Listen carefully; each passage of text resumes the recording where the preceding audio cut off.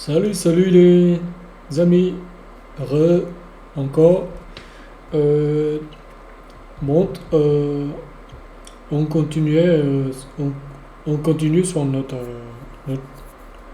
notre apprentissage sur Node.js, ok? Sur cette troisième leçon. Depuis la dernière leçon, on avait vu,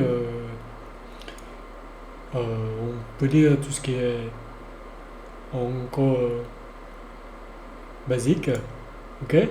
On avait vu tout ce qui est tout ce qu'on peut faire, tout, tout ce qu'on peut faire à la base dans Node en gros. C'est-à-dire on avait vu les exports et les imports sur Node.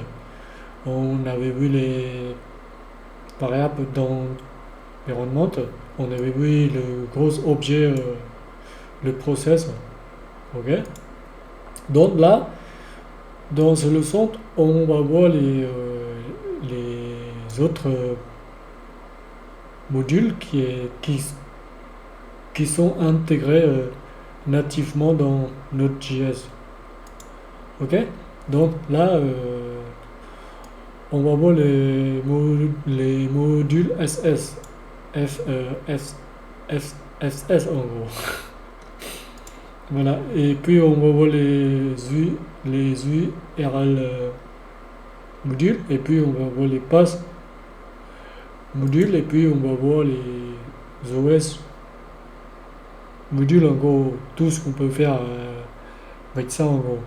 Ok? Donc là, juste pour. Bon, en gros, c'est très simple parce qu'on n'a pas besoin d'installer des librairies tiers à propos des NPM, vous voyez. On l'avait vu dans la dernière vidéo. On a pu utiliser d'autres librairies tiers qu'on peut intégrer dans notre application. Mais en fait, ici, pour tous ces modules qu'on va voir là, en fait, ils sont déjà intégrés dans ce runtime dans Node.js. Et donc, ben, on n'a pas besoin d'installer en plus, nous.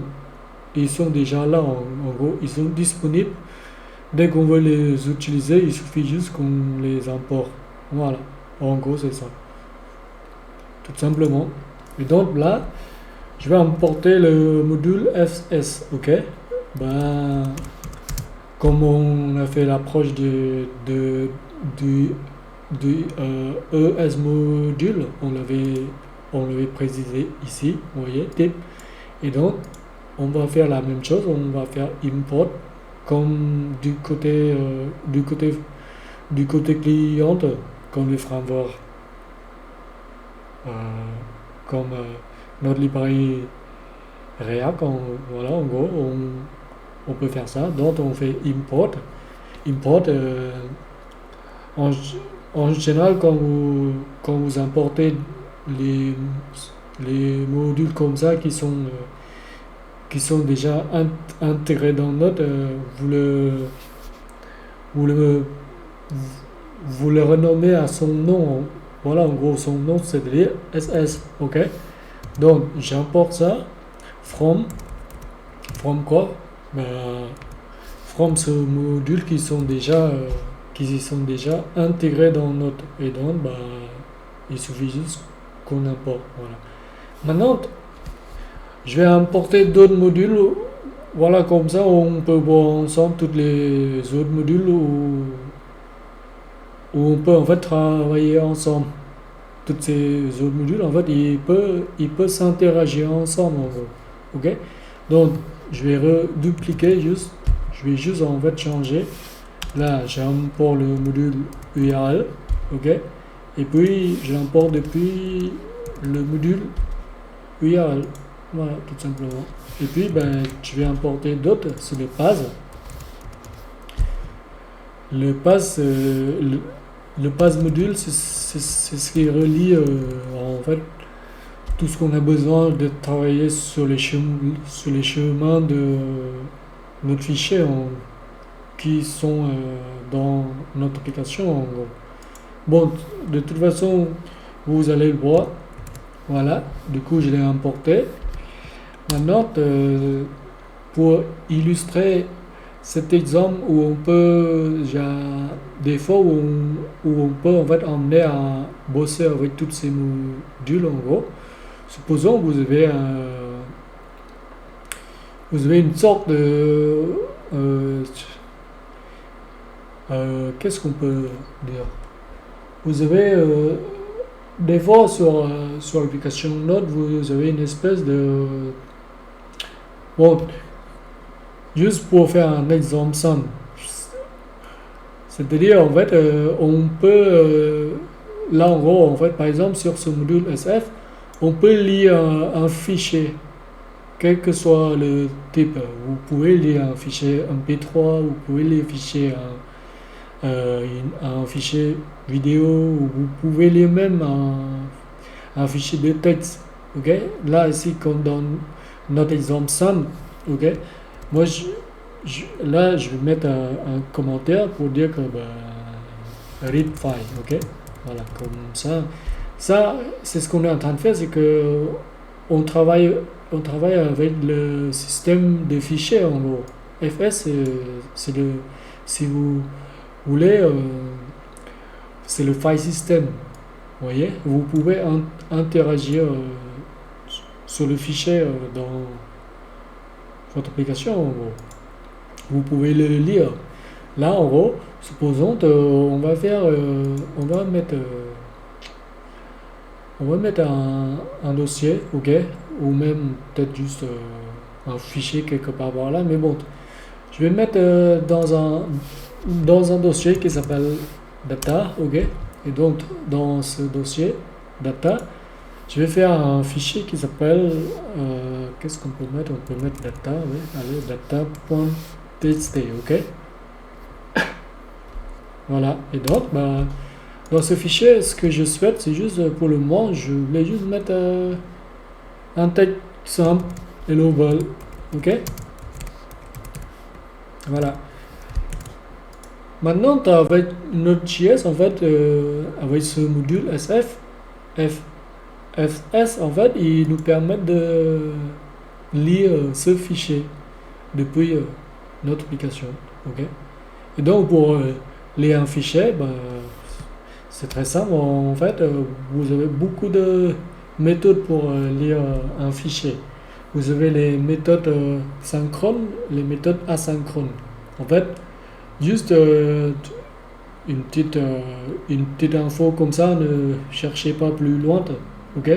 Parce que dès qu'on commence avec notre jazz, vous n'avez pas pour le moment besoin de aller chercher beaucoup d'informations, ok? C'est juste, je, je vous dis ça en fait, c'est pour plus tard quand vous êtes à l'aise avec Node et que vous avez besoin de comprendre, vous voyez, beaucoup de choses. Et là, vous pouvez commencer à chercher à lire la doc, qu'est-ce qu'il fait, ses méthodes, qu'est-ce qu'ils font, ok? Et là, ce que je vous parle, en fait, comme dans notre exemple pour lire ce fichier,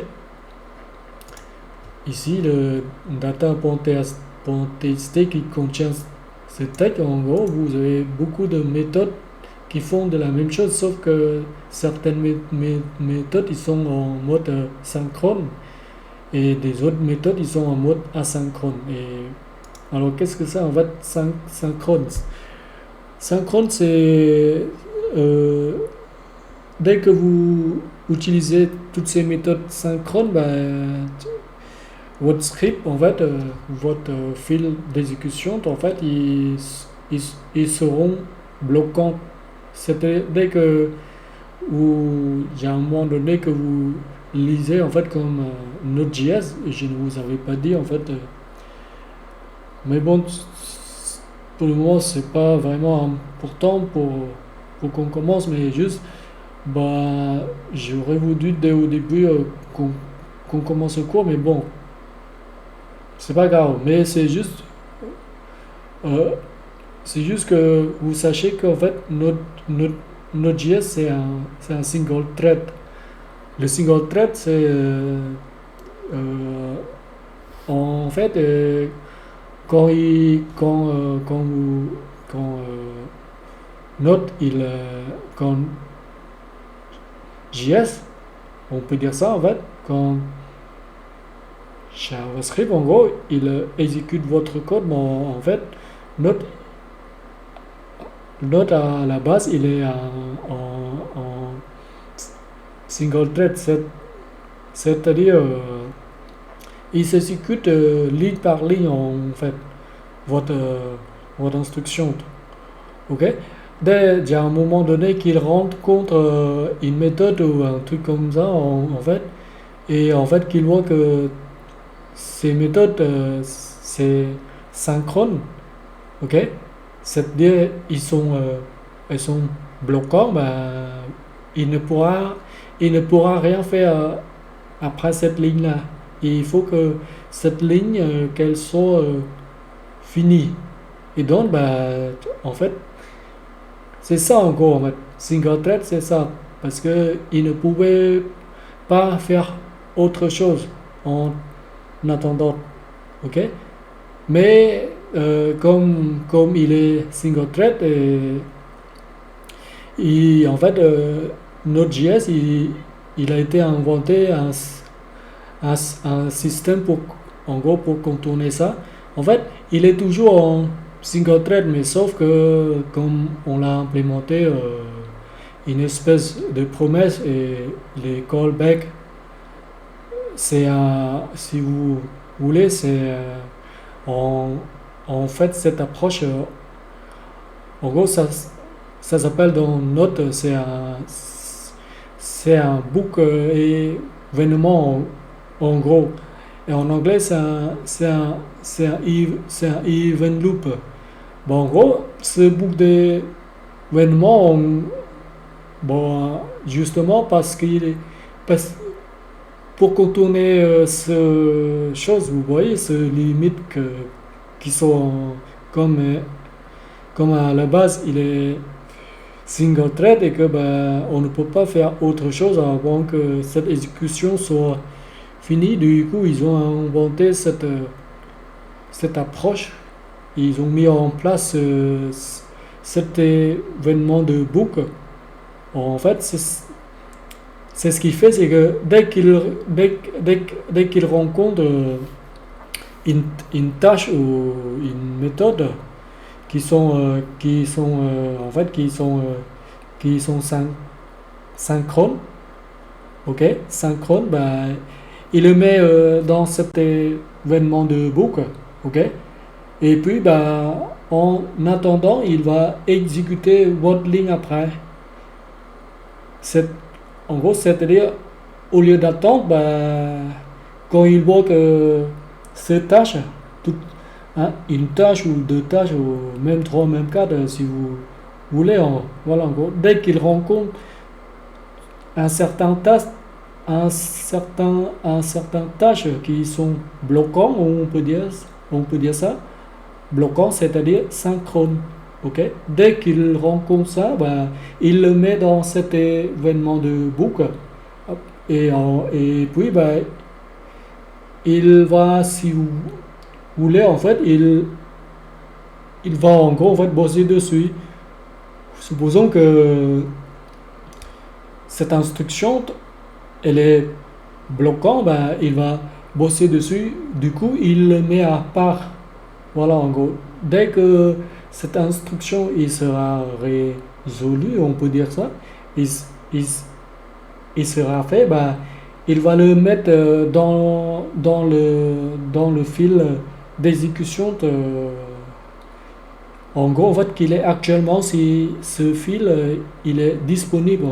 Voilà, en gros. Dès que ce fil il sera disponible, bah, il met les tâches qui sont déjà résolues et puis il le met dans le fil actuel et puis bah, c'est le callback qui va le mettre et puis bah, ce callback il s'exécute cette tâche qui est déjà résolue et donc vous voyez dans ce système là en fait du coup, Node.js, il est toujours en single thread, mais sauf que ben, comme ils ont implémenté cette approche, ben, dès que dès qu'une tâche ou deux tâches, dès qu'il rend compte les instructions qui sont bloquantes, ben, il le met à, à part, puis il va bosser dessus, et puis ben, euh, il continue à d'exécuter vos instructions ligne par ligne.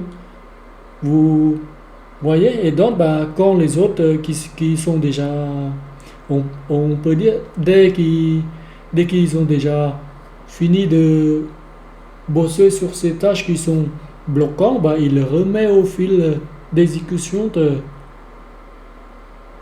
celui du principal, bah, puis bah, il va l'exécuter. Et donc, bah, voilà, au final, que bah, notre code il n'est pas bloquant. Il, il- il- il continue à exécuter les instructions les unes des autres.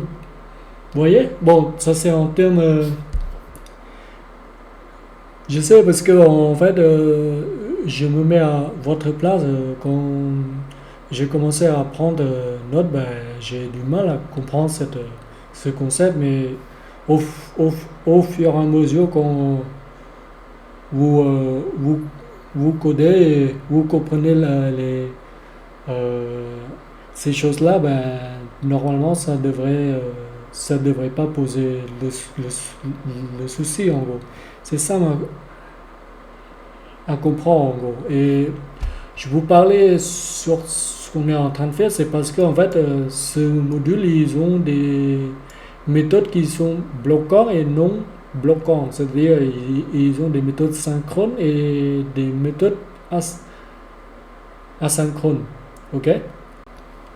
Et donc, pour faire ça, c'est très simple. Alors, déjà, en fait, pour lire un fichier, OK? Là, je vais mettre un commentaire bloquant, OK? Allez, juste pour vous montrer un exemple, OK? Bloquante, peut-être, je vais essayer de mettre en français, voilà, comme ça vous pouvez visualiser un petit peu, OK? Lire un fichier texte, supposons, en fait, peu n'importe, en gros, OK? Bloquante. Maintenant, vous avez des méthodes qui sont faites pour ça, en gros. Vous avez une méthode qui s'appelle FS, pointe. Quand vous faites pointe, en fait, les méthodes qui sont bloquantes, c'est vous avez une méthode qui s'appelle readFile, vous avez readFileSync, ok? readFileSync, en fait, il est bloquant, ok? Et là, en fait, comme dans le paramètre, il s'attend le chemin. Le chemin, soit on le met comme ça directement, c'est-à-dire on passe le chemin qui est en string, ok? Et puis on le pointe vers notre dossier qui est data, vous voyez? Et puis on a un fichier qui s'appelle data.txt, voilà. On le passe comme ça, en gros. Après, vous avez des options. Les options, ce sont des objets où vous pouvez mettre, il me semble, déjà, format ou un truc comme ça, il me semble. J'ai oublié en fait, je crois que c'est. Attendez juste. Encoding, voilà, c'est ça en fait. Le encoding, c'est que vous voyez le UTF-8, bah, nous en fait, on le met en général parce qu'en fait, comme on a des accents, vous voyez, accent d'aigu, accent circonflexe ou un truc comme ça, bah là, il va le bien afficher, hein. Voilà, en gros, tout simplement. Du coup, on le met ça, ok? Et ben ça, maintenant, je vais le stocker dans une variable. On peut stocker comme ça, en fait, readFileSync. ReadFile, elle est comme ça. Ou peut-être result, ok? c'est un résultat qu'on veut voir. En gros. Et là, je peux mettre un console log result, ok. Voilà. Maintenant, si on va exécuter notre code ici,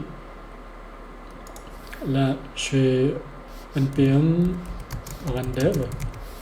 Et là, vous allez voir hello world. Vous voyez, là, on est capable de lire ce fichier qui est là.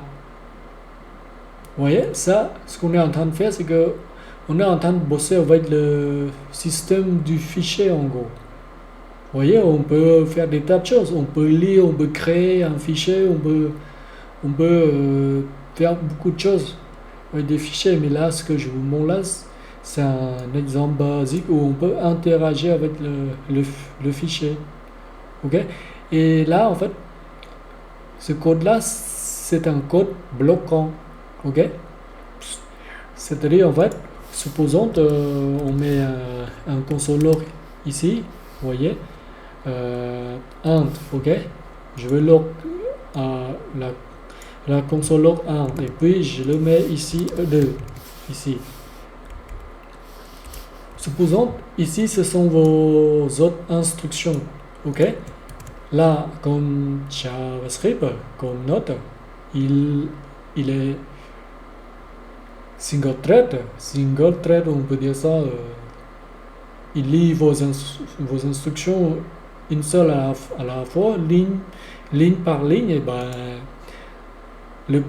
le premier, il va lire ça, vous voyez, et il va nous faire, là, si je vais faire un clear, si je refais npm run dev, et ben là, vous voyez, là, il lit notre code ligne, voilà, par ligne.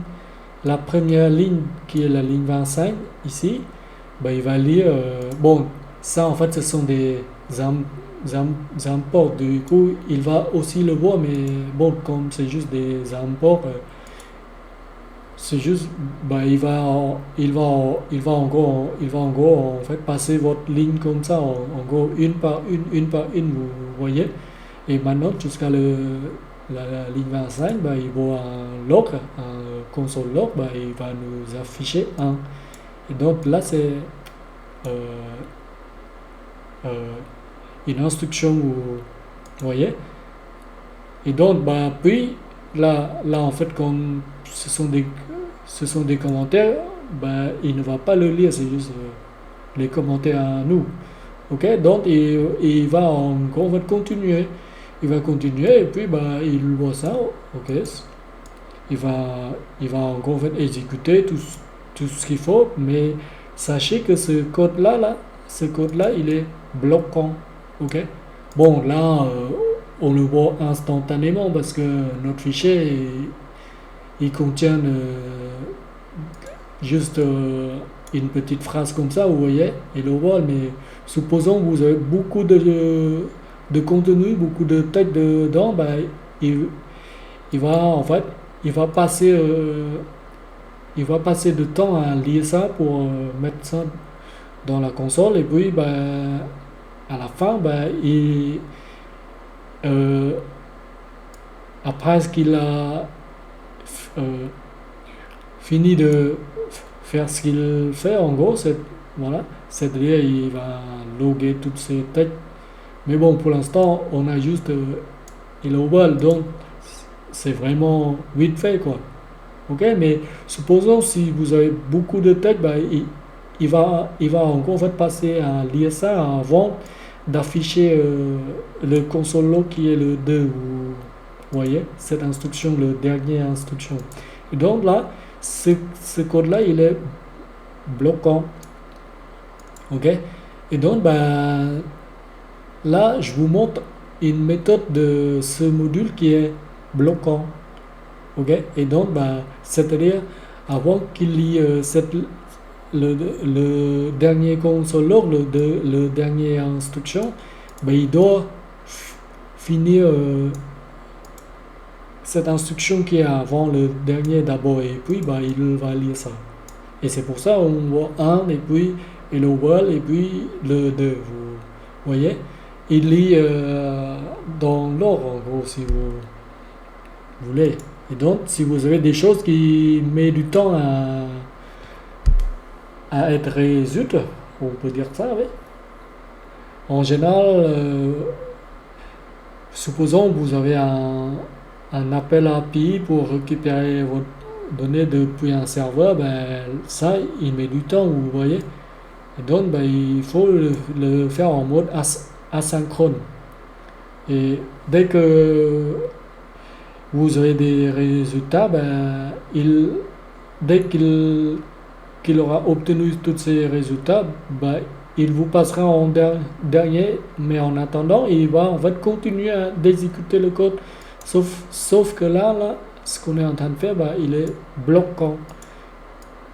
C'est-à-dire que cette ligne, elle doit être finie avant d'exécuter cette dernière ligne qui est juste un log. C'est tout. Ok. Mais là, ce que je vous montre là, c'est un single thread qui lie les choses bloquantes. Il est bloquant ce code. Ok. Donc, mais bon, on va en parler les codes qui sont non bloquants. Ok. Donc, sachez juste là en fait cette méthode, elle permet de lire votre fichier. Sauf que cette méthode, elle est bloquante. Ok. Bon, là c'est bon. Là, je vous montre cette méthode qui est bloquante. Ok. Supposons on ne veut pas que ce code il soit bloquant. On veut que ce code il soit en mode asynchrone. Et bien, c'est très simple en fait. Pour que ce code qui soit en mode asynchrone, vous avez d'autres méthodes de ce module qui sont en mode asynchrone. Là, en gros, en fait, par exemple, vous avez une méthode qui sont en mode asynchrone, c'est-à-dire juste read file. Ça, c'est en mode asynchrone. Voilà, en gros, cette méthode. Ok? Mais par contre, je ne peux pas faire ça là. Là, si je fais ça, vous allez voir, on a une erreur. Parce que, en fait, comme c'est une méthode asynchrone, ben, il a besoin un callback. Et le callback, si vous voulez, en gros, c'est une fonction qui permet d'exécuter les choses, les résultats quand une fois il est fini en gros. Comme je vous avais dit, comme je vous ai dit en gros en fait tout à l'heure, c'est-à-dire en fait quand il est en mode asynchrone non bloquant, bah, le callback en fait dès qu'il aura le résultat, ben, c'est le callback qui va en gros on va qui va tous les résultats ils seront mis dans le fil d'exécution. Ok. Et donc ben là ce qu'on va faire c'est que là là il attend le pass les options et puis un callback. Ok. C'est le callback qui est là, vous voyez là. Et donc ben, c'est très simple. Là on, on peut faire comme ça en gros. Et le callback, c'est juste le callback, c'est une fonction fléchée en gros. Ok. Voilà. Et là, bah, dans le callback, vous avez des paramètres, erreur. En général, on écrit E, 2 R et voilà. On se comprend en gros. Ok. Et donc là, qu'est-ce qu'on peut mettre? On peut mettre, c'est le datum. En fait, datum, c'est le mot singulier du data en gros. Enfin bref. Ok. Maintenant, si là je fais un console log erreur et je fais un console log datum. Ok. Vous allez voir que on va avoir la même chose. Le texte.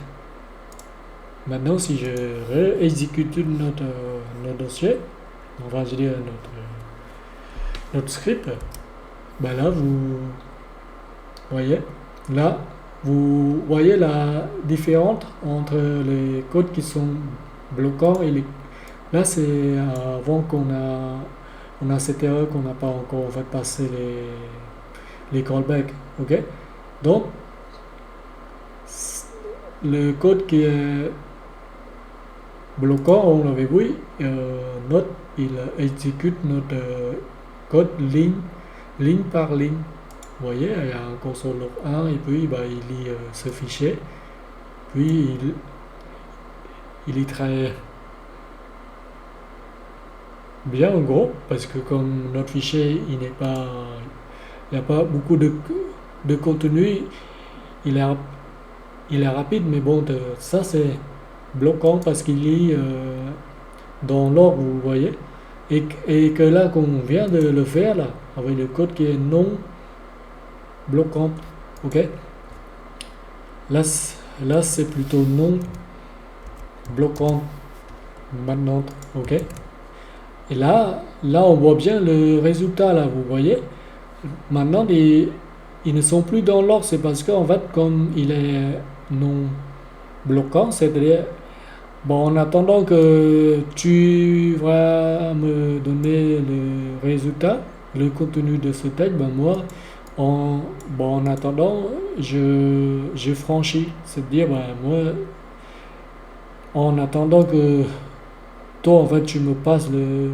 résultat, moi, je vais exécuter la console log 2. Et ben, c'est pour ça on voit la console log 2 qui est avant le hello world qui est là, notre résultat, et le nul, c'est juste l'erreur, comme on n'a pas d'erreur, du coup, il est nul.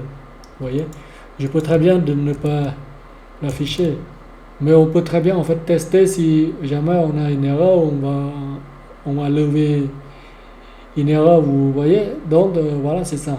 Là, si je réexécute, là on voit très bien que maintenant notre code il est asynchrone, il est non bloquant. Parce que là, vous voyez, alors, là, il exécute le log 1, et puis comme il lit notre code, et puis il voit, ah oui, ok, ça c'est en mode asynchrone, ok, ben là, ben, je vais le, je vais le placer dans mon book événement, c'est ce qu'il lit encore en fait, note. Et donc, ben, fais ce que tu as à faire dès que tu as résolu ce code, on peut dire, cette instruction, bah, toi, tu me donneras le résultat. Et c'est pour ça qu'on voit le dernier. On le voit en dernier, le hello world. C'est parce qu'il travaille sur une note, on peut dire sur une note thread, on peut dire ça, oui, mais bon, c'est juste. Il est toujours single thread, mais sauf que comme il le place dans un autre book événement, ben, il le laisse bosser tant qu'il n'a pas encore fini, ben, il travaille et en attendant, il va exécuter le code. Il continue en gros. Il n'attend pas, vous voyez. C'est pour ça on voit que le log, il, il s'exécute avant notre résultat qui est là, avant qu'on a le résultat. Ok? Voilà. Ouf. Enfin bref, je pense que maintenant, vous comprenez un petit peu en gros. Vous allez voir, c'est ça en fait ce concept. Et en fait, c'est ce qui nous permet de faire beaucoup de choses comme Node.js, ils ont implémenté cette approche-là. Et donc, bah, Node.js, il est rapide en gros. C'est grâce à ça, vous voyez, comme il gère les choses qui peuvent être donc qui peut mettre du temps à faire, bah, il laisse d'autres choses à résoudre ça, et puis bah, dès qu'il aura fini le callback, il va le repasser au fil d'exécution, le fil principal, et bah, puis bah, il exécute. Voilà. Ok. Donc bah là, vous avez, ça c'est le non bloquant. Ok. Et donc bah là, on a vu ce module-là, en fait, le file system, le FS, c'est pour interagir avec le fichier. Ok. Notre fichier en gros qui est là. On peut très bien en fait rajouter du texte ici à la suite de notre hello world. En gros, là on peut très bien faire genre là on peut faire on peut même faire là on peut faire ss point il me semble c'est append file. Vous voyez, il faut qu'on suive la logique parce que quand vous voyez toutes ces méthodes, quand vous voyez Sing en fait, c'est-à-dire ce sont des méthodes bloquantes, ok? Donc là, quand on utilise les choses qui sont non bloquantes, on doit respecter la synchronisation, c'est-à-dire on doit respecter les cohérents en fait par rapport à toutes ces méthodes. Là, comme on utilise les méthodes qui sont non bloquantes, readFile, ben là, quand on veut rajouter du texte, on peut mettre appendFile, ok? Et donc, ces appendFile, ils sont la même chose. En fait, là, c'est ce qu'on fait, c'est on veut à peine à ce fichier. Donc, ce qu'on peut faire, on peut mettre voilà, comme ça. Et puis, qu'est-ce qu'il a besoin d'autre? Vous voyez, là en fait, c'est le chemin qui mène vers notre fichier qui est là. Et puis, il a besoin des données, en gros. Donc, là, si je peux rajouter du texte ici, je peux à peine, je peux qu'il soit à la ligne, et donc ce que je peux faire, c'est que je peux mettre un /n, ok. Et puis ben je peux mettre, qu'est-ce que je peux mettre? Je peux mettre du texte en gros, ok. Et donc hello world, qu'est-ce que je peux mettre? On peut faire ça, this file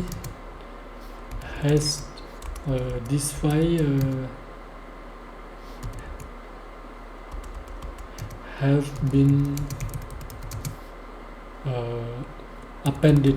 Allez, bon, ça ne veut rien dire, mais bon, c'est juste pour dire que ce fichier a été rajouté les choses dedans, vous voyez, appended, ok. Et donc bah là on a le callback, c'est toujours le callback comme il est en mode asynchrone. On a le encore datum, allez.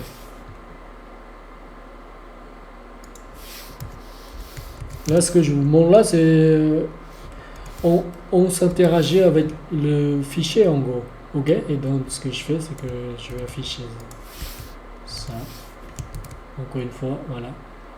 Et comme on va faire là vraiment j'ai pas besoin d'outils, comme on n'utilise pas le result, j'ai pas besoin de le stocker dans une variable en gros. Et là si je réexécute, normalement ce texte là, ce texte this file has been appended, il va le rajouter ici en gros. Vous allez le voir. Là si je fais comme ça, normalement attendez, je crois qu'il y a un truc que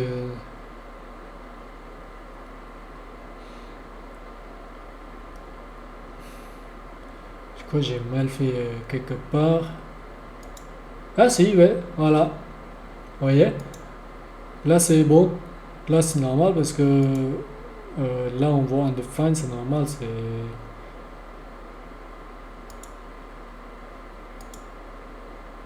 là on voit bien que il a été rajouté en gros, ok.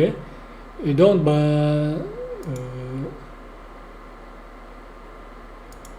Là, c'est append file. C'est une méthode où on peut rajouter les données dans le fichier. Ok. Là, il n'est pas dans le bon. Je crois que c'est parce que j'ai fait un petit. Et si je fais comme ça, et si je réexécute. Oui, voilà. En fait, là, supposons que je vais les supprimer. Voilà, on peut faire ça. Et puis, au lieu de mettre un espace, je ne veux pas. En fait, c'est l'espace qui fait, qu'il avait fait en sorte que notre tête il se décale d'un cran d'un espace. Ok. Maintenant, si je fais comme ça, normalement, ça doit être bon. Vous allez voir. Là, là comme on n'a pas besoin d'utiliser dans ce truc, j'ai même pas besoin d'afficher en gros. Je passe juste un callback là, tout simplement. Et là, si je fais un npm run dev encore, bah, vous allez voir que là, on voit bien que ce texte il a été rajouté dans notre fichier grâce à cette méthode qui est une méthode asynchrone. Ok.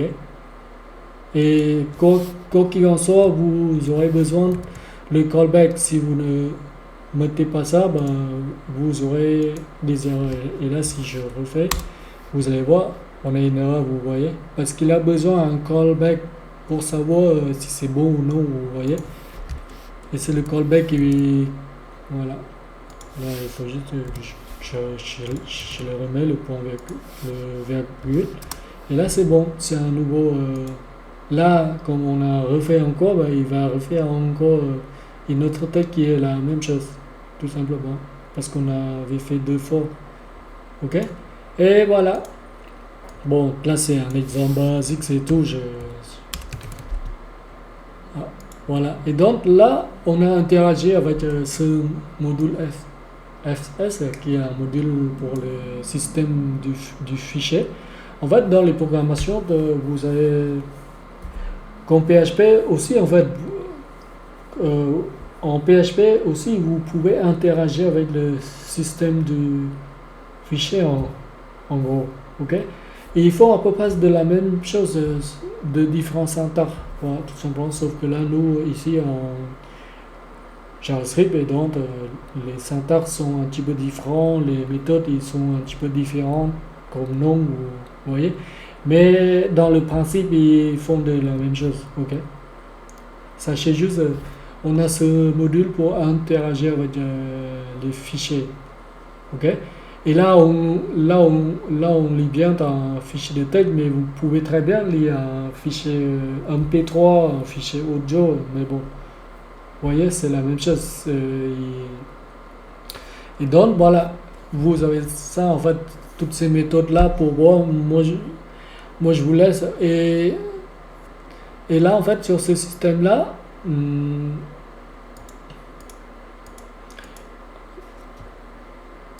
là, c'est bon.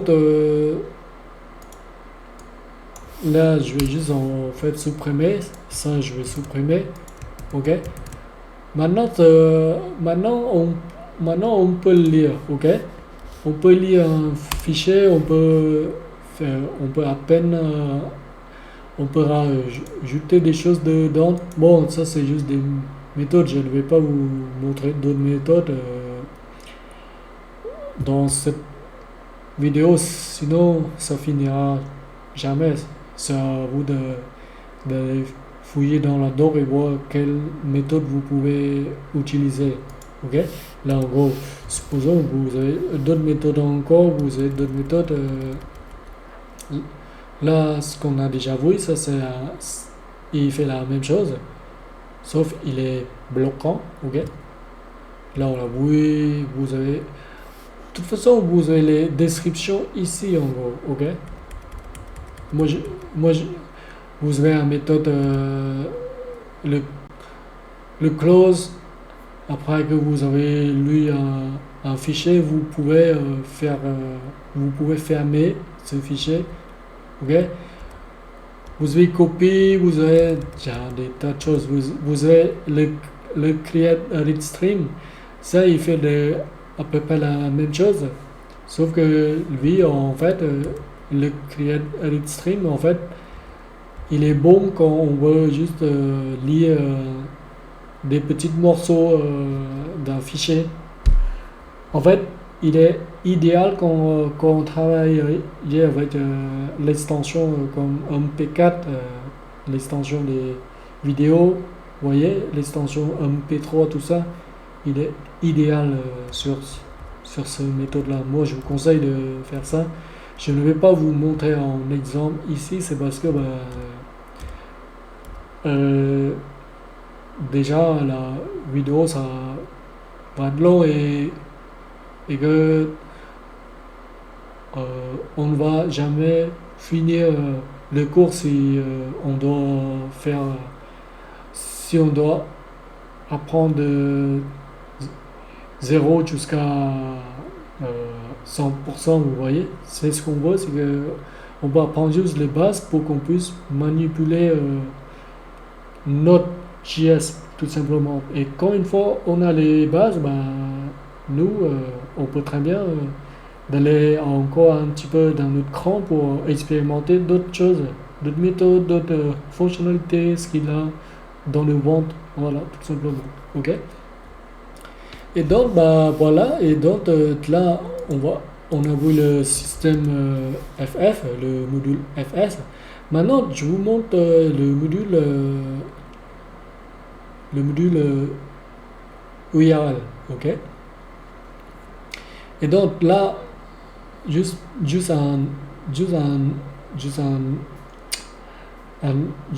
exemple en gros.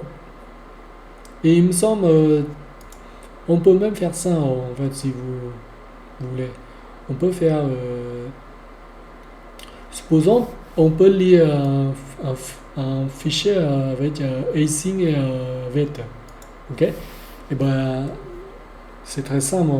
Là en gros je peux faire une fonction qui s'appelle cette fonction peut aller, qu'est-ce que je peux mettre? Je peux mettre read data, read text data, ok, voilà. Et en fait cette fonction c'est une fonction async, ok. Je peux faire ça, donc c'est bon. Et dans cette fonction je peux faire result, on peut faire comme ça, result, ok.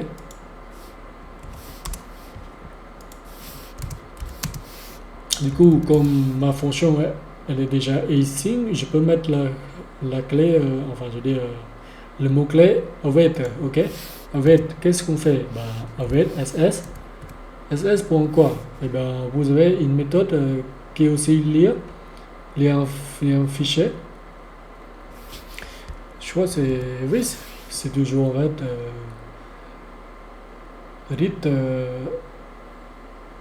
read file. Il me semble que c'est toujours la même méthode. Hein. C'est ça, oui, c'est toujours la même méthode. Et puis, attendez, il me semble que il a dit await has no effect on this type of this expression. Il me semble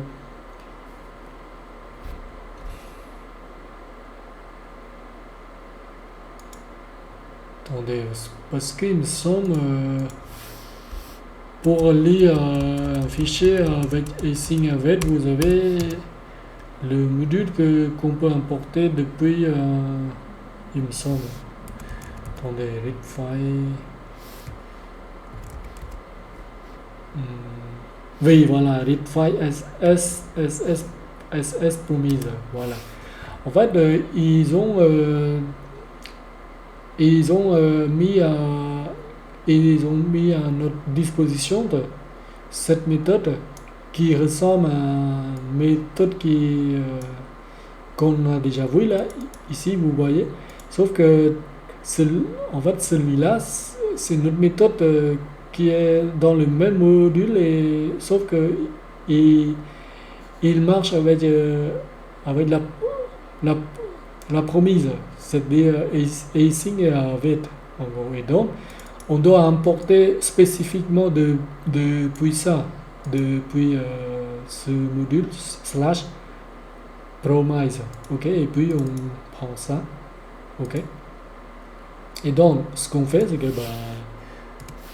ce qu'on doit en fait passer, on doit toujours passer le chemin qui est là, ok. Et donc on le passe, voilà, je copie.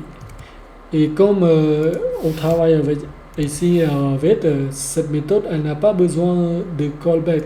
Le callback, si vous voulez, c'est en fait, si vous voulez cette manière de travailler avec le callback, en fait, il imite cette manière qu'on travaillait avec async et await, en gros. Et c'est pour ça, ici, on a besoin le callback, ok? Et que ici, comme on travaille avec async et await, ils vont résoudre, ils vont nous donner le résultat euh, euh, instantané. Voilà, en gros, du coup, ils n'ont plus besoin cette façon-là qu'on fait là, qu'on passe le callback, vous voyez. Donc, lui, ici, cette méthode, il n'a pas besoin le callback. Voilà. En gros, en fait, tout simplement, et c'est ce qu'il a besoin, c'est toujours la même. Ici, c'est les objets, des options. On peut lui en fait passer, et puis là, on peut très bien mettre un console log ici, result. Vous allez voir, il fait la même chose. Ici, je vais les commenter. Comme ça, on voit la différence. Ok. Et maintenant, il suffit juste qu'on appelle cette fonction. Ici. Voilà. Voilà. Ça, c'est la façon où on peut travailler avec async et avec. Là, je mets un commentaire. Lire un fichier en mode async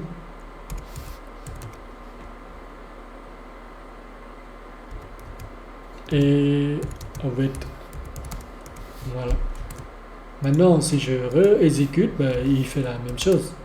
Vous voyez là, il lit, voilà. Vous voyez, c'est la même chose, sauf que c'est une autre manière de travailler, de bosser avec async et avec tout simplement. Donc, on a cette méthode pour ça. Ok. Voilà. Et donc, là, je vous montre vite fait ça. Maintenant, oui, je ne dois pas en fait le commenter comme je vais vous montrer d'autres modules. Voilà. On revient sur le module. Je crois je vais commenter ça. Peut-être c'est mieux parce que ça c'est juste un exemple sur async et await. Ok.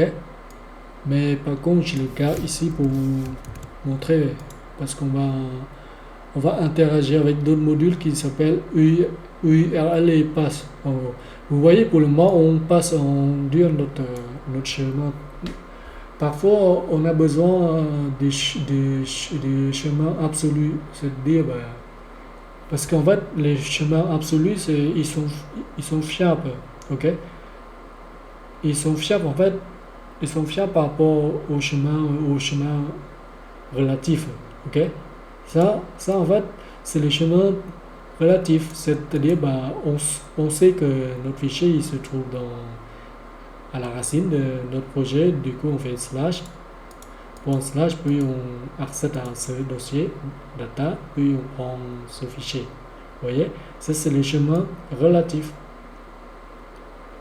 Mais en fait, parfois, quand on travaille avec le système, le FF module, le fichier du système, on travaille la plupart du temps, on préfère le chemin absolu, c'est-à-dire il est fiable, c'est-à-dire on n'a pas besoin de deviner il est dans quel truc comme ça, vous voyez. Vous avez besoin juste de faire une seule chose, et puis c'est bon, et il saura en fait trouver votre fichier en gros, tout simplement. Ok. Et donc c'est ce qui mène à d'abord ce que je fais, c'est que je vais faire on va créer on va déjà, en fait, on va récupérer le nom du fichier qu'on souhaite. Voilà, en gros, vous voyez. Donc, ce que je fais, c'est que ben, là, je fais juste file name, ok. Là, je vais déclarer une variable cons, enfin, je vais mettre un file name, on peut dire ça, ok. Enfin, on peut mettre underscore file name et bon. Pour le moment, je souhaite juste le renommer comme ça, file name, ok. Et ben, ce que je fais, c'est que ben, je prends l'autre module qui s'appelle URL. Vous voyez là, ce module-là. Et ben, en fait, il a une méthode qui s'appelle file URL to pass. En fait, cette méthode,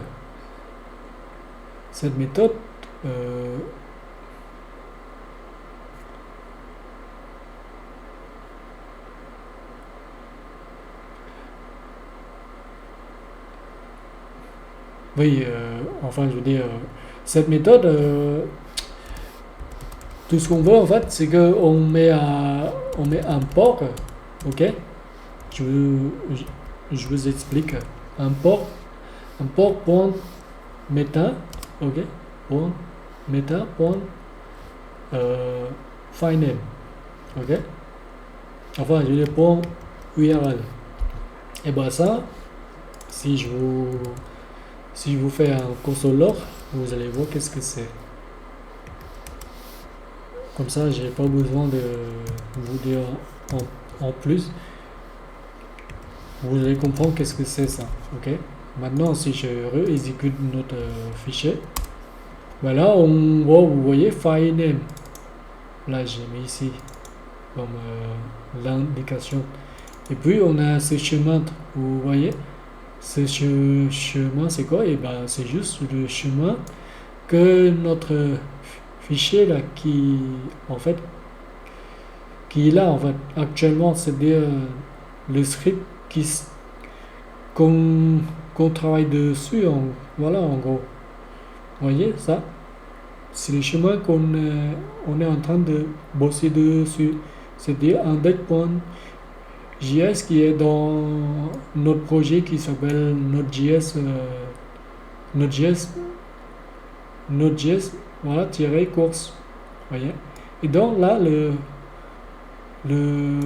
quand on fait ça, quand on fait cette ligne-là, c'est-à-dire, bah, donne-moi le chemin du fichier où je me retrouve actuellement. Et ben actuellement, comme on travaille dans index.js, et ben il nous donne ce chemin-là.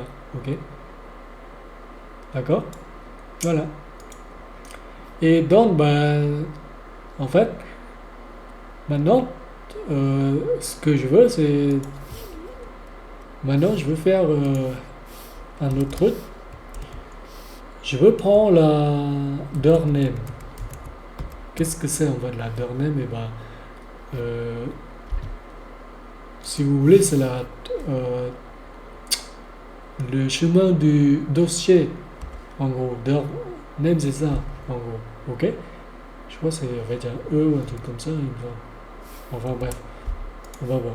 Donc là, ce que je fais, c'est que je vais déclarer une variable qui s'appelle door name.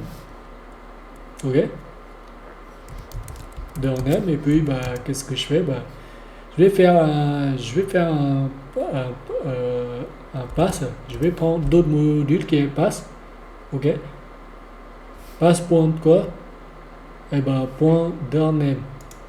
Point door name, c'est-à-dire, bah, du coup, cette méthode door name, il a besoin d'un paramètre, c'est le pass. Donc, je vais passer le file name qui est là. Ok? Voilà. Maintenant, c'est très simple. Là, je vais faire un autre console log. Vous allez voir qu'est-ce que c'est. Là, au lieu de file name, sur cette ligne-là, je vais faire un door name. Comme ça, on va voir les deux. Ok? Maintenant, si je Alors, dirname, il n'y a pas E. Il n'y a pas de E. Voilà.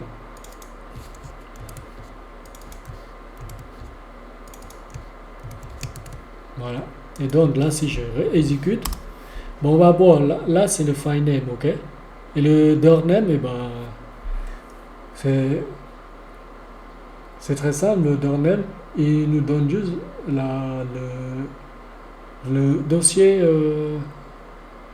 de notre projet en gros, tout simplement. Comme moi, comme je suis sur Windows, du coup, bah, il me donne tous les chemins. Ça, c'est les chemins absolus. Ok? C'est-à-dire, bah, ce dossier-là, en fait, il se trouve dans mon, mon répertoire qui est là, vous voyez. Il se trouve dans le répertoire course. Puis le cours, il se trouve dans le répertoire ici, en fait, tout. Vous voyez. Et puis, bah, il se trouve dans un autre répertoire qui est ici, en fait, tout. Vous voyez. Et puis, bah, enfin, il est ce dossier-là, en fait, tout là, il est dans mon desktop, dans mon desktop, dans mon desktop que je l'ai mis en fait comme emplacement. Et puis, bah, ici, c'est mon username de mon ordinateur. Ok. Et puis, bah, voilà.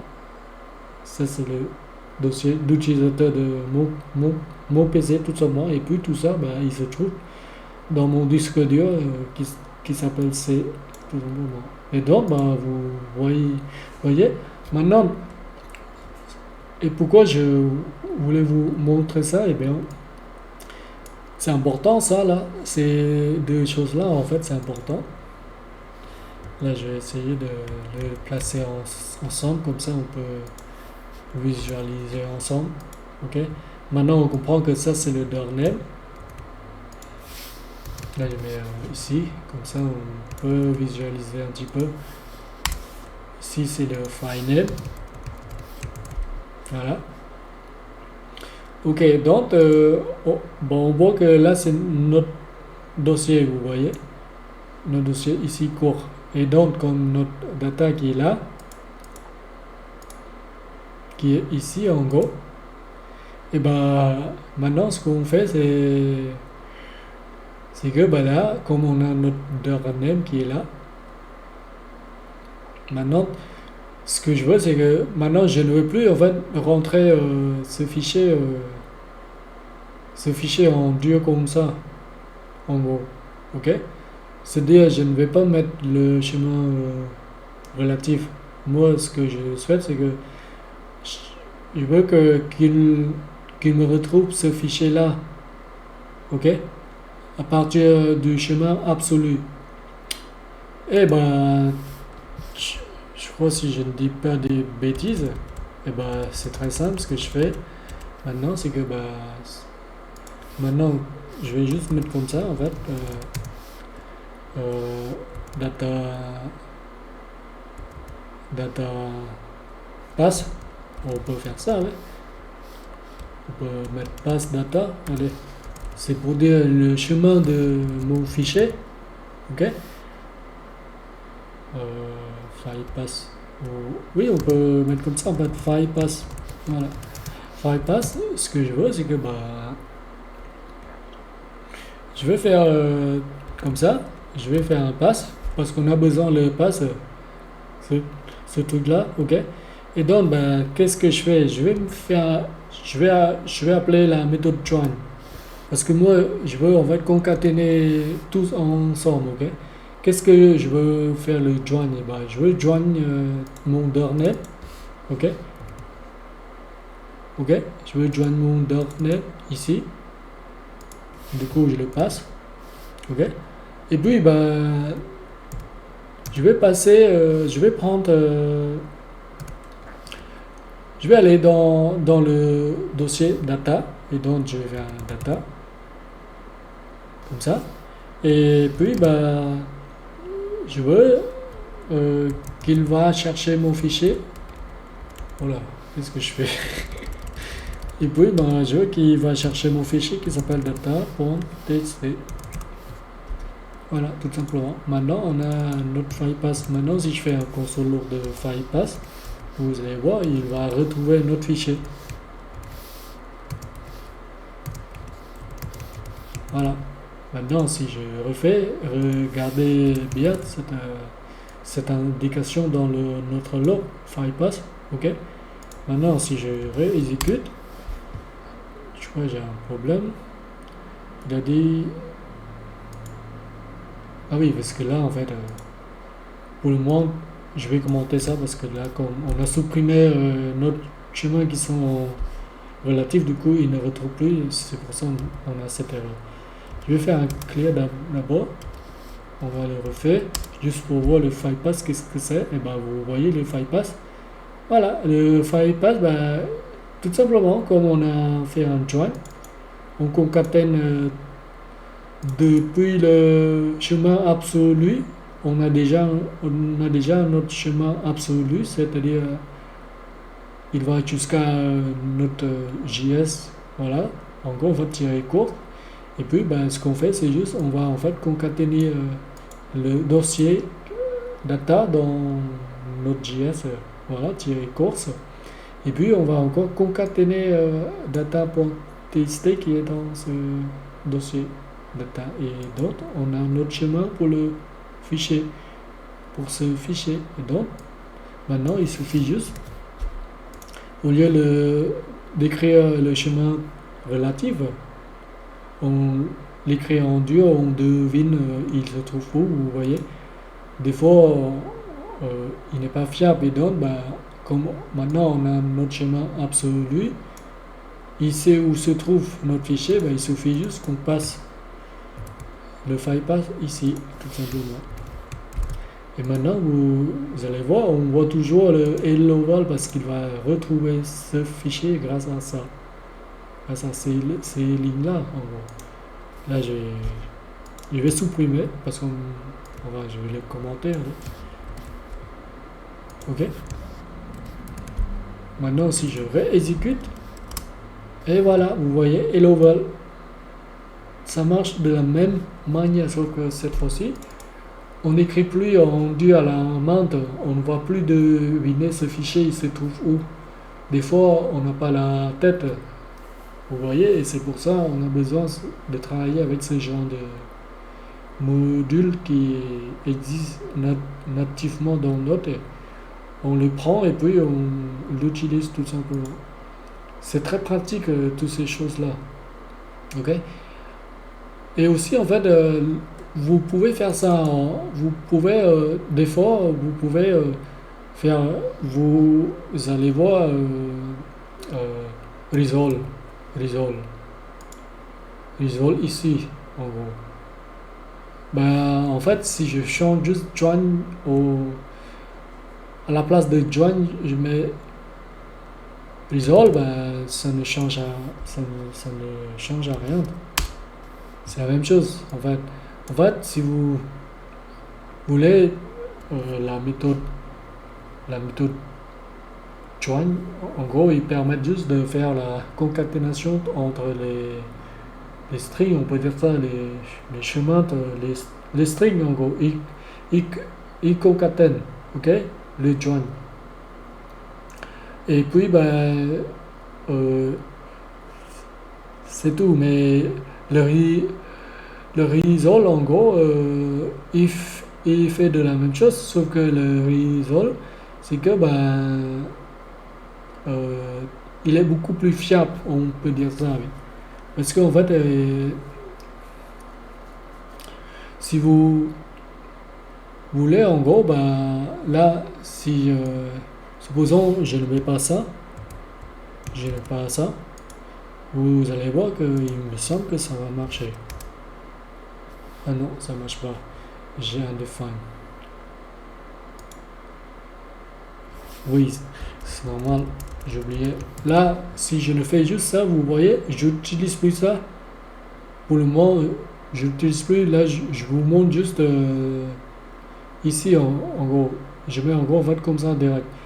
Voilà, je me passe pour resolve. Il faut que tu me trouves ce fichier-là, il se trouve où. Maintenant, si je le refais, Hmm, Data.txt, il est là. C'est bien resolve, oui, c'est ça. Resolve data.txt.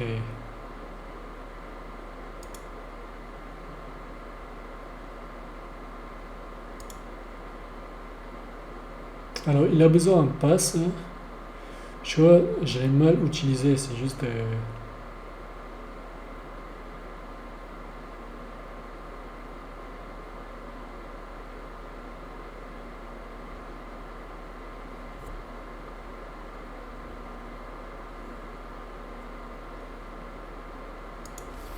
Attendez, juste, je fais un console log, juste pour voir. Alors, FilePass, j'ai. Ok. C'est pour ça qu'il ne le trouve pas, parce qu'en fait, comme notre fichier, il est dans notre data. En fait, le resolve, en fait, ce qu'il fait, c'est que, bah, à partir de notre dossier du projet, c'est-à-dire depuis tout ça, bon, ça c'est le chemin absolu, et donc blablabla, blablabla, jusqu'à notre truc, voilà, qui est là. Et là, comme je l'ai indiqué juste comme ça, et que notre fichier qui se trouve dans ce dossier, et ben, il suffit juste que je peux faire ça, en gros, si vous voulez. Je peux faire data, c'est pour dire que bah, ce data.txt, il se trouve dans ce dossier.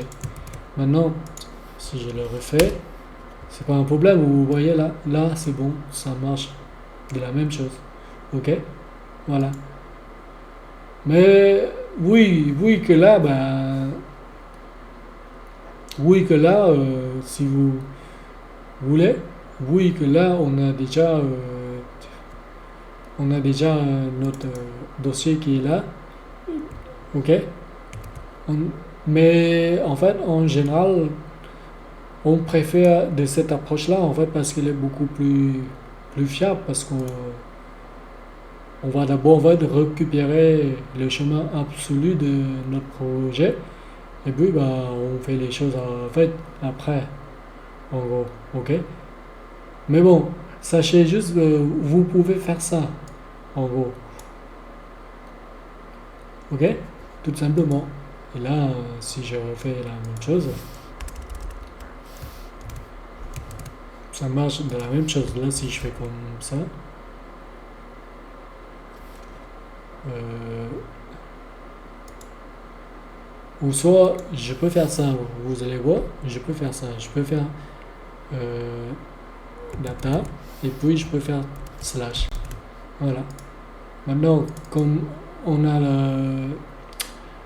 notre, notre répertoire de notre projet, puis on va dans data, puis on va dans texte. Il me semble, voilà.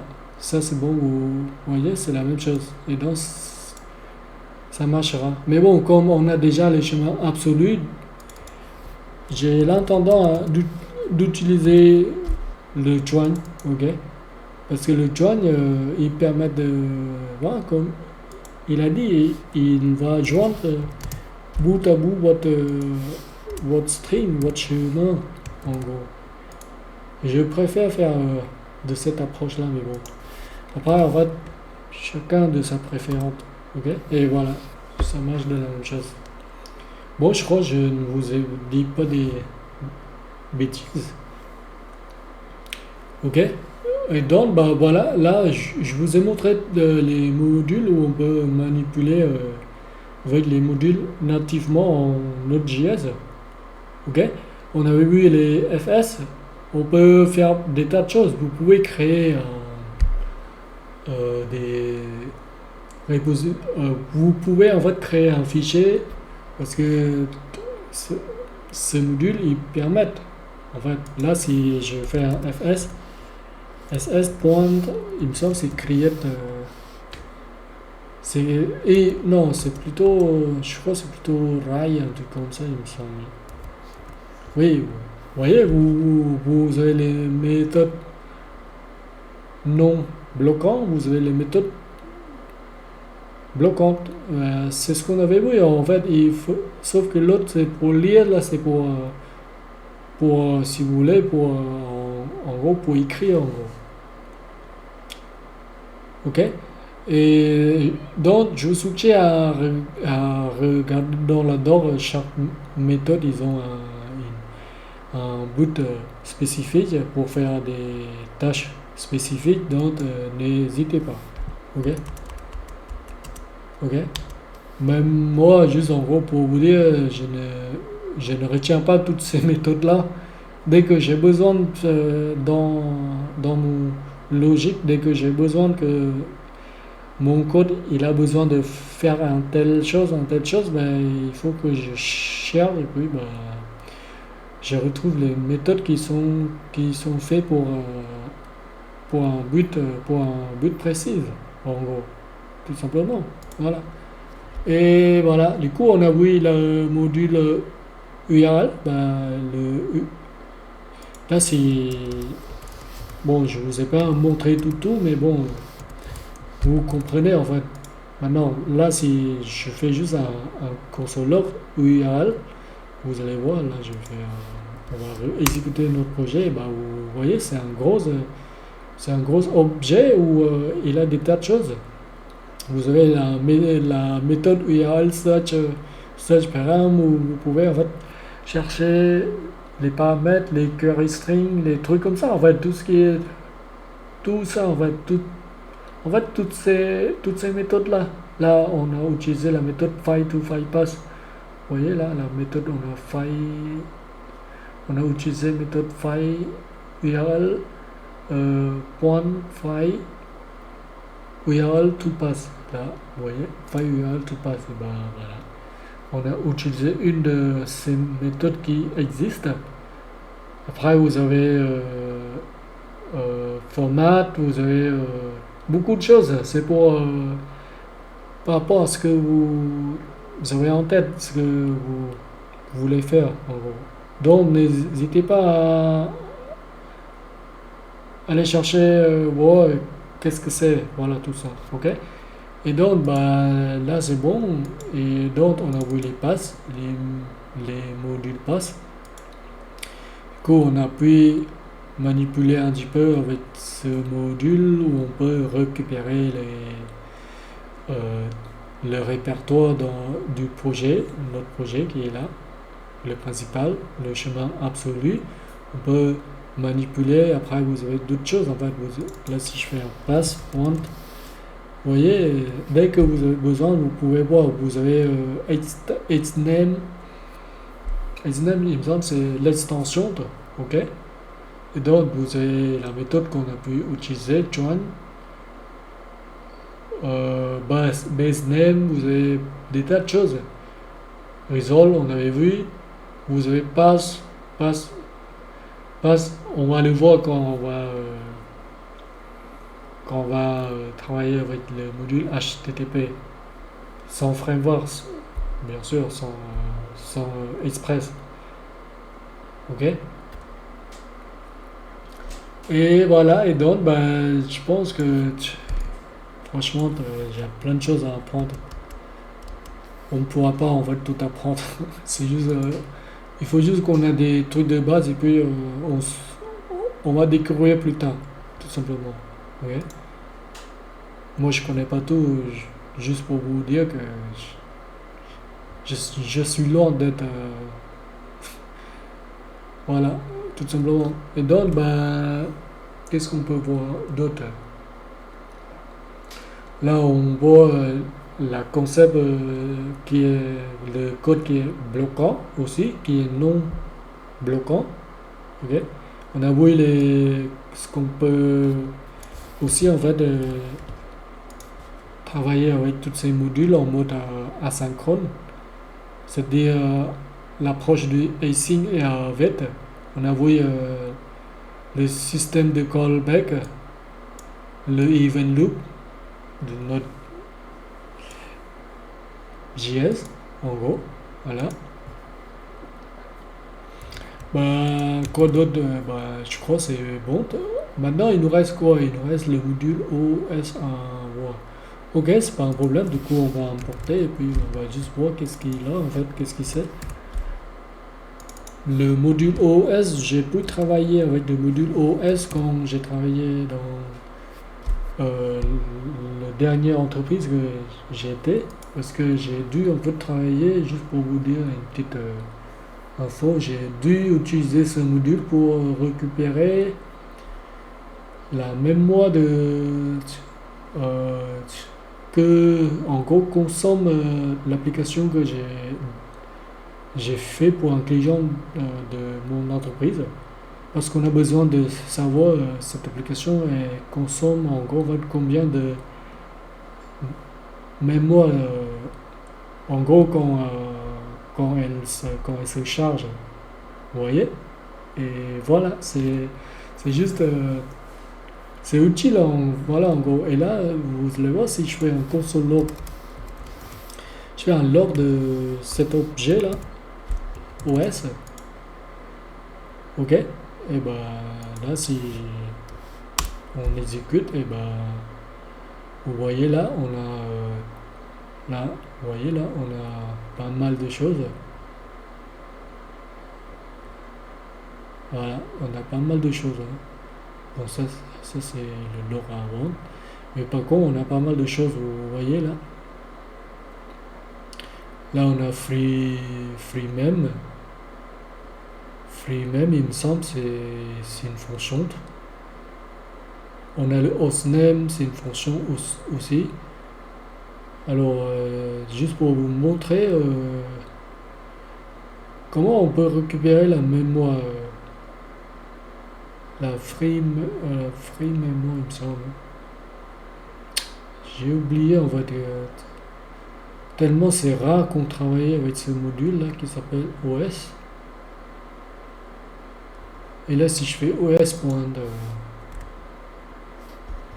voyez, vous pouvez faire ça là comme c'est une méthode, je peux faire ça, free mem. Et comme c'est une fonction, je dois l'invoquer et donc on va réessayer de voir qu'est-ce qu'il va nous dire le free mem. Et ben vous voyez, il donne la mémoire. Il me semble que c'est la mémoire de mon PC. La mémoire disponible. Voilà. Et donc, qu'est-ce qu'on a d'autre en fait, l'OS, je crois que je disais des bêtises. C'est pas avec ce module que... Si, ouais. Attendez. Vous savez quoi? Je vais juste ouvrir mon chat GPT. Comme ça, je lui pose une petite question juste en français peut-être. Comme ça, juste pour lui demander...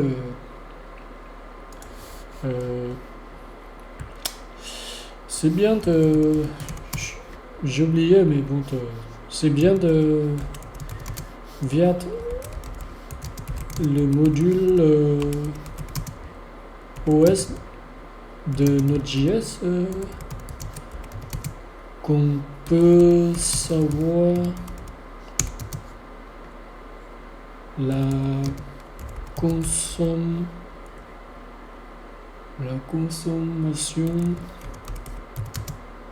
de mémoire. Oh, qu'est-ce qu'il va nous dire? Oui, exactement, et voilà. J'ai dû oublier, ça fait pas mal de temps, ouais, je crois. Ouais.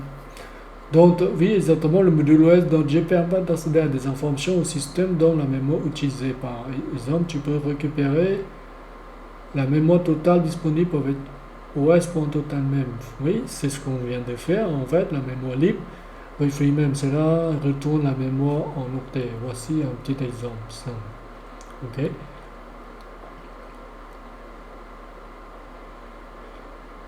Oui, voilà, du coup, il nous donne un exemple simple, voilà. Mémoire utilisée, vous voyez là, c'est grâce à ça, c'est grâce à ces calculs-là, on peut déterminer notre application, il consomme en fait combien de mémoire. Si tu veux la mémoire consommée par le processus, oui, le processus de notre JS, bah, il faut faire ça. Donc, qu'est-ce qu'on va faire? On va juste copier. On va juste en fait copier tout ça et puis on va mettre ici. Comme ça, on peut voir cette petite je veux dire, ce projet-là, ce petit projet, il consomme en fait combien de mémoire. Ok? Maintenant, c'est très simple. Maintenant, on va exécuter. On va voir. Et ben, cette application, elle a consommé 7 octets. Ok? Bon, comme le moment, j'ai pas des choses en tête, je veux lui dire, dis-moi en mémoire, en MO.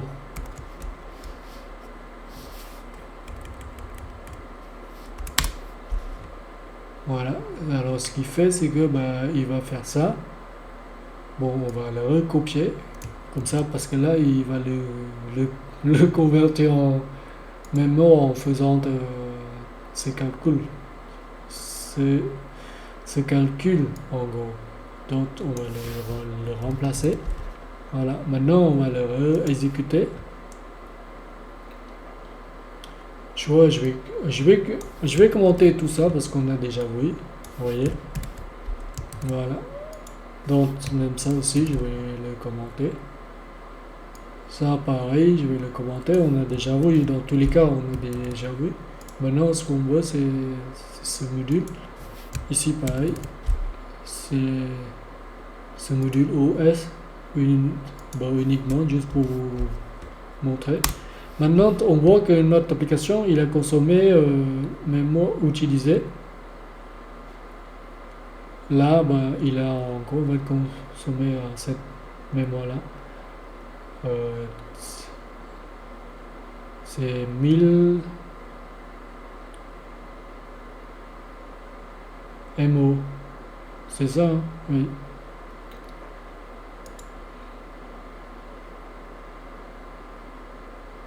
Et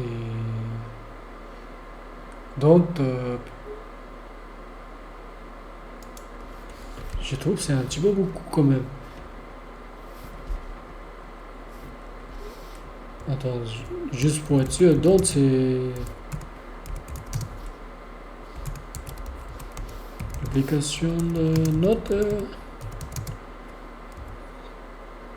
consommée.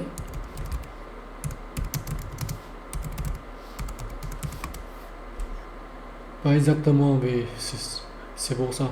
Pas exactement les fonctions, blablabla, blablabla, te donnent la mémoire globale de ta machine. Oui, c'est mon PC, ok. Donc, bah, juste ce que ton application Node.js utilise pour connaître la mémoire consommée par ton application Node.js. Ouais, voilà, c'est ça. Moi, ce que je vois, c'est pas ça, parce que c'est pour ça que je me suis dit, c'est beaucoup quand même pour une application qui a rien du tout. On n'a rien codé et puis il consomme ça. Ça, c'est plutôt la mémoire utilisée, il me semble, globalement, ok, de mon PC. Donc, pour voir uniquement cette application, qui est Node.js, voilà, encore, en fait, ce qu'on est en train de bosser sur ce projet, ben, il faut qu'on utilise ça, en fait. C'est ce qui, c'est le process, voilà. C'est l'objet global qu'on avait vu dans la dernière vidéo, ok? Mais bon, là, déjà, je vous montre ce module OS. En fait, il peut être utile quand vous faites ce genre de choses, en fait, quand vous avez besoin de savoir, quand vous travaillez vous voyez, quand vous construisez une application comme Netflix, tout ça, votre serveur, il a besoin de savoir la mémoire, la gigaoctet de votre SSD ou un truc comme ça, restante pour, voilà, pour savoir si il y a des fichiers. Si vous faites des applications pour uploader des vidéos, des MP3, des sons, voilà, des trucs comme ça, bah, vous avez besoin de savoir en fait combien d'espace libre de votre SSD, de votre disque dur, en gros. Et d'autres, c'est grâce à ça, il me semble, c'est grâce à ça, bah, vous pouvez savoir, et puis bah, en fonction de ça, vous pouvez faire des tests, blablabla, tout ça, vous voyez, vous pouvez continuer des logiques, voilà, pour développer cette cette fonctionnalité. Mais sauf que moi, c'est d'autres choses maintenant. Je veux savoir juste cette application Note, elle consomme en fait combien de mémoire, tout simplement. Et ben, c'est via ça qu'on doit faire. Et donc, ce que je souhaite faire, c'est juste je copier par rapport à ce qu'il me donne là. Et là, c'est bon. On n'a plus besoin. Mais bon, là, je vous montre ce module, ok? Ce module OS. Maintenant, on va savoir, on va juste savoir cette application consomme combien de mémoire. Maintenant, si je réexécute, et ben, vous voyez, maintenant c'est cohérent.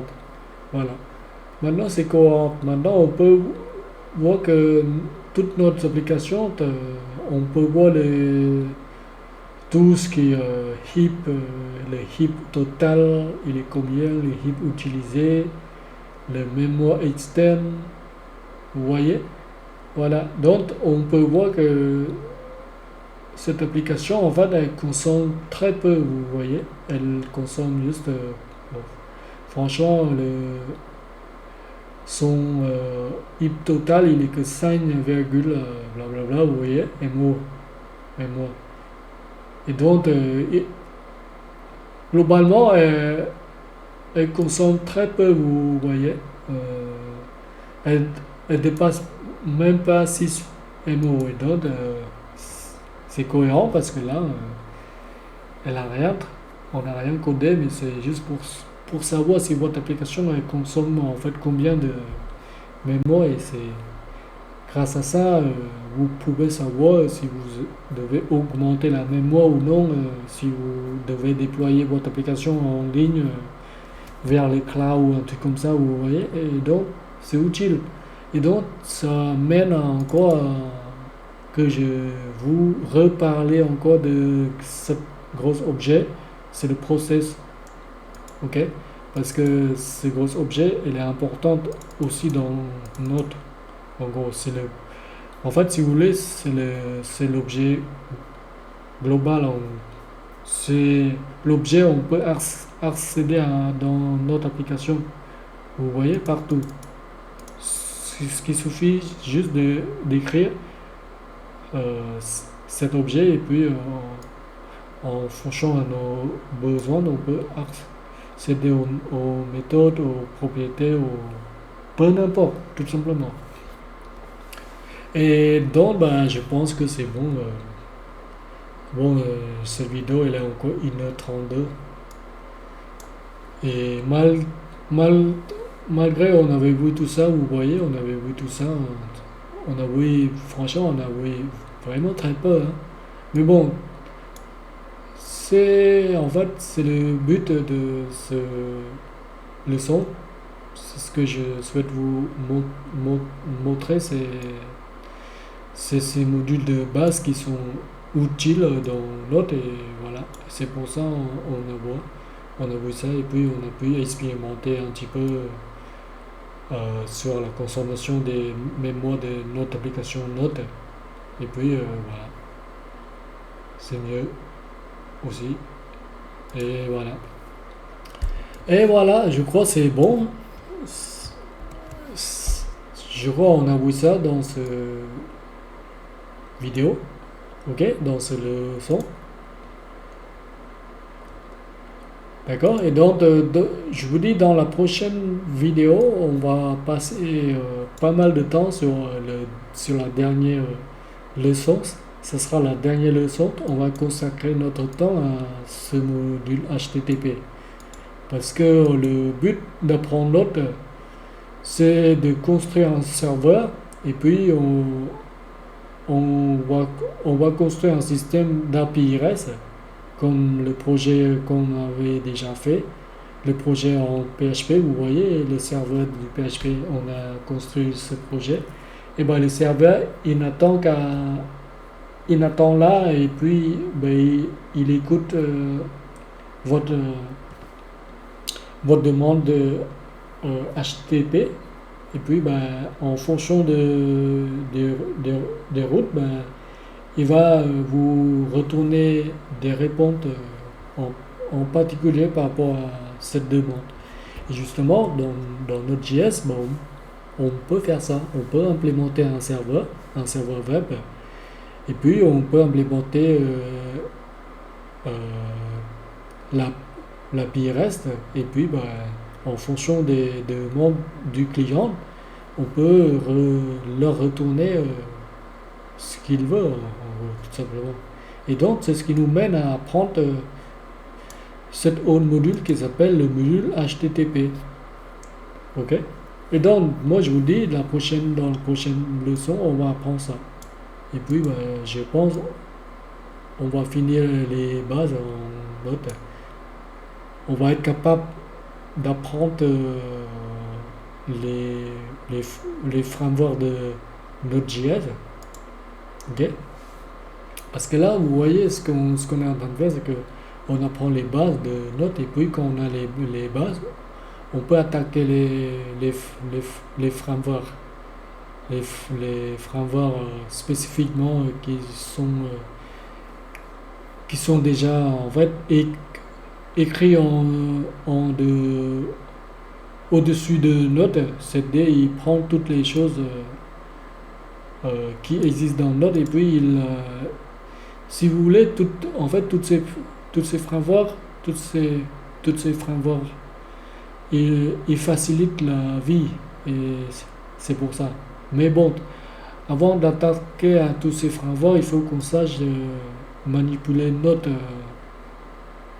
et son environnement de base, en fait. C'est-à-dire nativement. Ok? Et c'est pour ça que je vous montre ce cours, c'est juste, il faut qu'on se familiarise déjà les bases avec Node lui-même avant d'attaquer tout ce qui est framework comme Express, vous avez Nest.js, vous avez d'autres vous avez des tas de choses, vous avez Dino, un truc comme ça, il faut juste en fait chercher sur Google, vous allez voir qu'est-ce que c'est. Et toutes ces frameworks, ils nous facilitent la vie. Bon, encore une fois, dans la prochaine leçon, on va attaquer la dernière, c'est-à-dire HTTP module, API REST et le middleware. Ok? Parce que, quand une fois on apprend tout ça, on peut voir que Node.js, avec Node.js, on peut faire beaucoup de choses. Et donc c'est utile en tant que dev. Quand vous allez bosser dans une entreprise, vous aurez des chances de tomber sur Node.js, votre application. Et donc, voilà.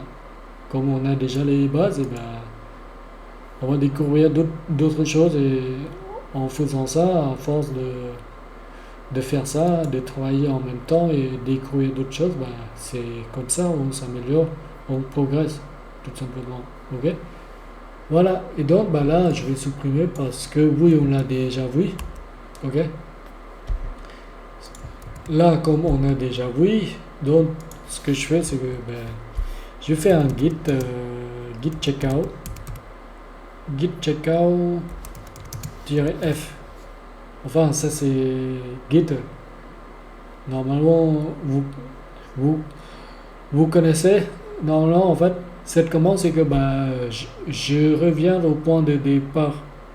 C'est-à-dire, il va supprimer tout ce qu'on a vu, et puis il revient au point de départ.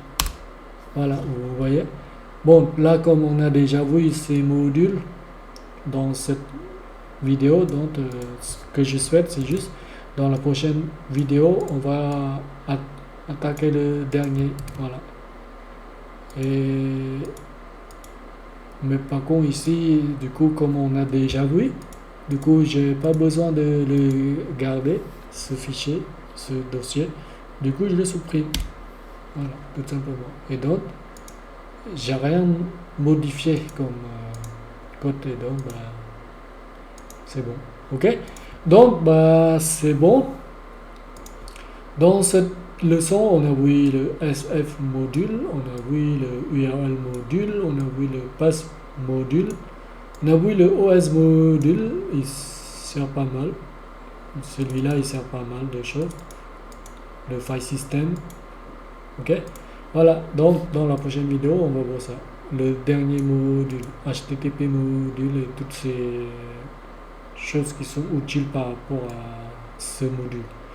Tout simplement. Ok. Voilà, voilà. Donc, comme toujours, n'hésitez pas à consulter les documentations si vous avez des doutes. Voilà. Et encore une fois, codez bien et je vous dis dans la prochaine leçon. Voilà, ciao.